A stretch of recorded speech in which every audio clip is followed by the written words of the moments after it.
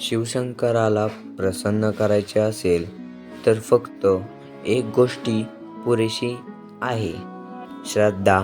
पण त्या श्रद्धेला पूरक ठरता खास वस्तू. त्यात येताना शिवमुळे आणि तीळ. आजच्या या व्हिडिओत आपण जाणून घेणार आहोत यामागचे गूढ आणि विज्ञान.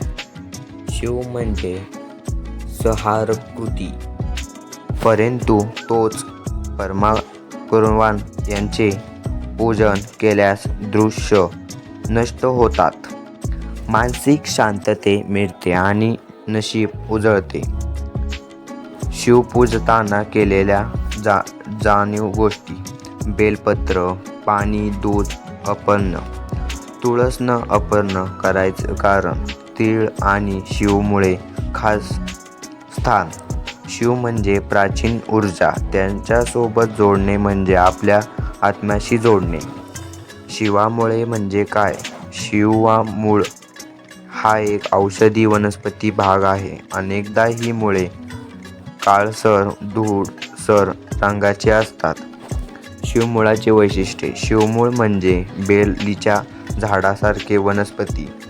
ते घरी ठेवले की वाईट शक्ती दूर राहतात. याचा वापर तांत्रिक पूजा, रुद्राभिषेक आणि नजर दृष्टी निवारण यासाठी होते. शिवमूळ एक शक्तिशाली तंत्रबुद्धी वस्तू मानली जाते.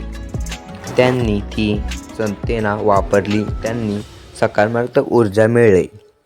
घरात ठेवल्याने पूजाचे ठिकाण ठेवत दर गुरुवारी गंगाजलाने शुद्ध करा. मंत्र: ओम नमो शिवाय. तीळ शिवाच्या पूजेसाठी का वापरतात? तीळ हे खूप सक्षम आणि पवित्र धान्य मानले जातात. शिवपूजेत काळे तीळ वापरण्याची परंपरा आहे. तिळाचे महत्त्व: तिळाने जल अर्पण केल्यास पितृदोष शमतो. यामध्ये नकारात्मक शक्ती शोषून घेण्याची क्षमता आहे. काळे तीळ शनी, मृत्यू आणि कर्मसिद्धी यांचे प्रतीक. शवाली अर्पण केल्यास पाप क्षम घेतात. उदाहरण: महाशिवरात्रीला तिळाच्या लहान तीळ लाडू अर्पण करणे. सोमवारी अभिषेक करताना तीळ मिश्रित जल. आज विज्ञान सुद्धा मान्य करते की तिळात अँटी-ऑक्सिडंट, ऊर्जा आणि शांत देणारे तत्व असतात.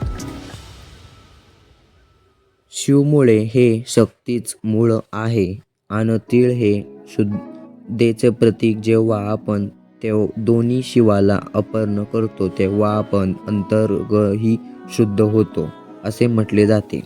शिवामुळे शिवाला अर्पण केल्यास वशीकरण सिद्धी प्राप्त होते. तिळाने जल अर्पण केल्यास काळे मृत्यू.